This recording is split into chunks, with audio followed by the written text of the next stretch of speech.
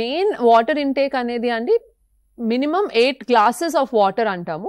When you convert 8 glasses of water మేము చెప్పేది 2 to 3 liters of water intake per day ఉండాలి. దాంతోపాటు just water కాకుండా you can add some butter milk, మనకి మజ్జిగ, దాంట్లో కొంచెం సాల్ట్ వేసుకుంటే ఎలక్ట్రోలైట్స్ వస్తాయి, మజ్జిగ తీసుకోవచ్చు. వాటర్ కంటెంట్ ఫ్రూట్స్ అనేవి పెంచమంటాము. అండ్ ఇది జనరల్ అందరు తీసుకోవాల్సిన, జస్ట్ ప్రెగ్నెంట్ ఉమెన్ అని కాదు, ఎనీ హ్యూమన్ మనకు సమ్మర్లో తీసుకోవాల్సిన minimum water intake and fluid intake. But మనకి డీహైడ్రేషన్ సిమ్టమ్స్ స్టార్ట్ అవుతున్నాయి అలా అనిపిస్తుంది అంటే ఖచ్చితంగా మనం తీసుకునే వాటర్ ఇంటేక్లో ఎలక్ట్రోలైట్స్ యాడ్ చేయాలి.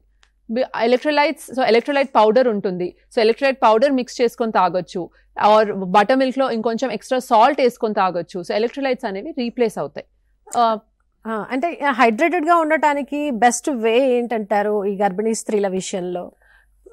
మెయిన్లీ అండి ఎవ్రీ 2 hours కాన్షియస్గా మనం అట్లీస్ట్ 2 glasses ఆఫ్ వాటర్ తీసుకోవాలి.